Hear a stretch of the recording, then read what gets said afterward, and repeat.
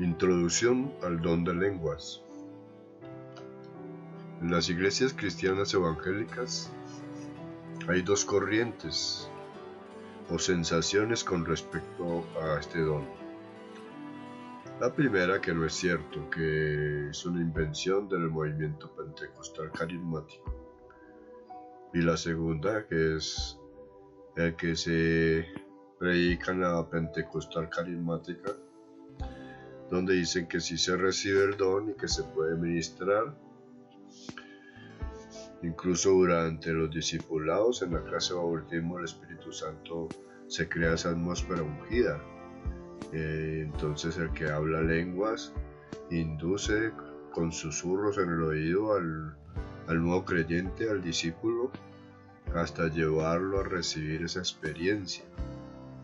Y pues que se convierte como en algo muy momentáneo, porque cada vez que se refieren a ese momento, esa invocación de oración en lenguas, entonces aparecen unos pocos vocablos, pero un tanto repetitivos y lo que muchos llaman la jeringonza. Entonces prácticamente no trascienden su vida espiritual. Muchos pastores pentecostales expresan en sus predicaciones frases en lenguas, pero no es algo fluido, es repetitivo y realmente no certifica ni manifiesta que ese sea su mayor o mejor don espiritual, y lógicamente sus ovejas pues tienen los mismos resultados.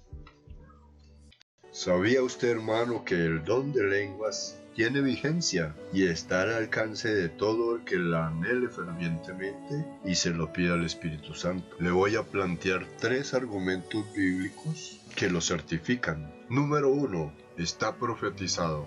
Y estas señales seguirán a los que creen. En mi nombre echarán fuera demonios y hablarán nuevas lenguas. Isaías 28:11. Porque en lengua de tartamudos y en extraña lengua hablará este pueblo. Primera de Corintios 12:10. A otro el hacer milagros, a otro profecía, a otro discernimiento de espíritus, a otro diversos géneros de lenguas y a otro interpretación de lenguas. Primera de Corintios 14:26.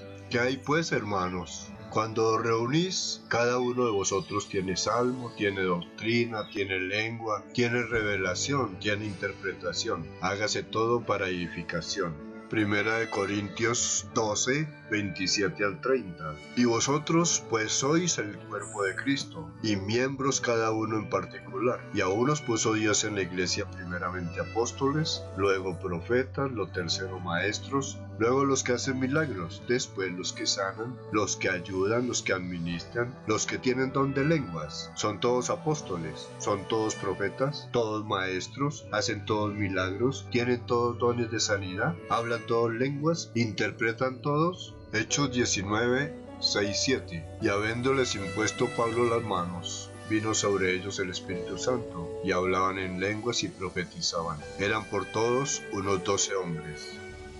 Así que quisiera que todos vosotros hablaseis en lenguas, pero más que profetizaseis, porque mayor es el que profetiza que el que habla en lenguas, a no ser que las interprete para que la iglesia reciba edificación.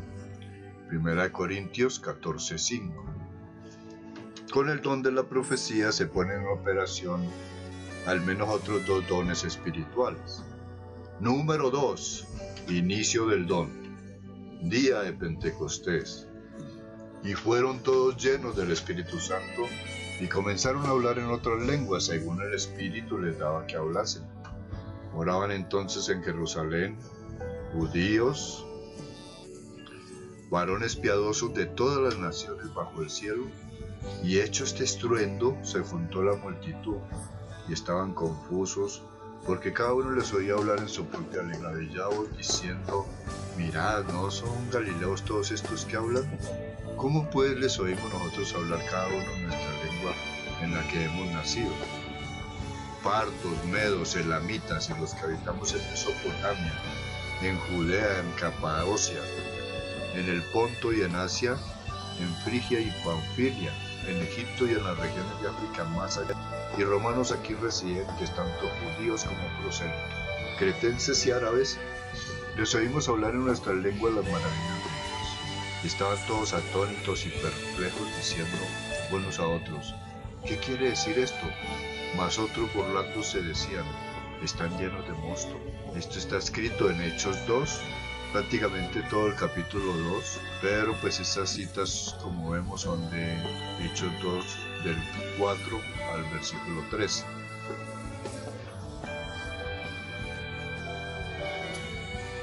Ahora examinemos estos dos eventos siguientes. Pedro profetizando de Jesús en Cesarea a los que había reunido Cornelio y todos sus familiares y amigos en Hechos 10. Y por otra parte, Pablo en Éfeso les habló del bautismo del Espíritu Santo a unos discípulos y resultaron hablando en lenguas y profetizaban en Hechos 19. En Hechos 10, 43-46, de este dan testimonio todos los profetas, que todos los que en él creyeren recibirán perdón de pecados por su nombre. Mientras aún hablaba Pedro estas palabras, el Espíritu Santo cayó sobre todos los que oían el discurso, y los fieles de la circuncisión que habían venido con Pedro se quedaron atónitos de que también sobre los gentiles se derramase el don del Espíritu Santo, porque los oían que hablaban en lenguas y que magnificaban a Dios. Pablo, después de recorrer las regiones superiores, vino a Éfeso y hallando a ciertos discípulos, les dijo: ¿recibisteis el Espíritu Santo cuando creísteis? Y ellos le dijeron: ni siquiera hemos oído si hay Espíritu Santo. Entonces dijo: ¿en qué pues fuisteis bautizados? Ellos dijeron: en el bautismo de Juan. Dijo Pablo: Juan bautizó con bautismo de arrepentimiento, diciendo al pueblo que creyesen en aquel que vendría después de él, esto es, en Jesús el Cristo. Cuando oyeron esto, fueron bautizados en el nombre del Señor Jesús. Y habiéndoles impuesto Pablo las manos, vino sobre ellos el Espíritu Santo, y hablaban en lenguas y profetizaban. Hechos 19, 1b al 6. En este segundo argumento queda establecido que el principio básico de las lenguas era profetizar, o que fuesen entendidos por otras personas, principalmente no creyentes. Número 3. ¿Qué otros géneros de lenguas se pueden manifestar en el creyente? Porque el que habla en lenguas no habla a los hombres, sino a Dios, pues nadie le entiende, aunque por el Espíritu habla misterios.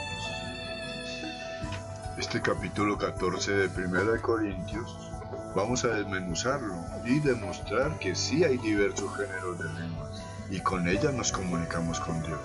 El versículo 2: si los hombres no nos entienden, ya no es lengua terrenal, vendría a ser extraña, y aquí se derrumba el argumento que muchos pregonan diciendo que el don de lenguas es la habilidad sobrenatural que da el Espíritu Santo al creyente elegido para hablar en otro idioma o dialecto. Pues sí, es verdad, pero no completa, y las verdades a medias son mentiras. 1 Corintios 14, 4 al 6. El que habla en lengua extraña a sí mismo se edifica, pero el que profetiza edifica la iglesia. Ahora pues, hermanos, si yo voy a vosotros hablando en lenguas, ¿qué os aprovechará si no os hablaré con revelación, o con ciencia, o con profecía, o con doctrina? Si habla alguno en lengua extraña, sea esto por 2 o a lo más 3, y por turno, y uno interprete. Y si no hay intérprete, calle en la iglesia y hable para sí mismo y para Dios. 1 Corintios 14, 27, 28. Y en el 33 dice que, pues Dios no es Dios de confusión, sino de paz. Si en la iglesia se empieza a hablar en lenguas y no uno interpreta, o no hay quien interprete, debe callarse y hablarlas en casa, en su lugar de oración. Por lo cual, el que habla en lengua extraña, pida en oración poder interpretarla. Porque si yo oro en lengua desconocida, mi espíritu ora, pero mi entendimiento queda sin oro. ¿Qué pues? Oraré con el espíritu, pero oraré también con el entendimiento. Cantaré con el espíritu, pero cantaré también con el entendimiento. Porque si bendices solo con el espíritu, el que ocupa el lugar de simple oyente, ¿cómo dirá el amén a tu acción de gracias? Pues no sabe lo que has dicho. Porque tú a la verdad bien das gracias, pero el otro no ha de ser equivocado. 1 Corintios 14, 16, 17. Doy gracias a Dios que hablo en lenguas más que todos vosotros, pero en la iglesia prefiero hablar 5 palabras con mi entendimiento, para enseñar también a otros que 10.000 palabras en lengua desconocida. 1 Corintios 14, 18, 19. Si yo hablase lenguas humanas y angélicas y no tengo amor, vengo a ser como metal que resuena o címbalo que retumba. 1 Corintios 13, 1. Y de igual manera el Espíritu nos ayuda en nuestra debilidad, pues ¿qué hemos de pedir como conviene? No lo sabemos, pero el Espíritu mismo intercede por nosotros con gemidos indecibles. Mas el que escudriña los corazones sabe cuál es la intención del Espíritu, porque conforme a la voluntad de Dios intercede por los santos. Romanos 8, 26 y 27. En estos dos últimos versículos el apóstol Pablo nos enseña otros géneros, angélicas y gemidos indecibles, que se hacen manifiestos durante el tiempo de oración.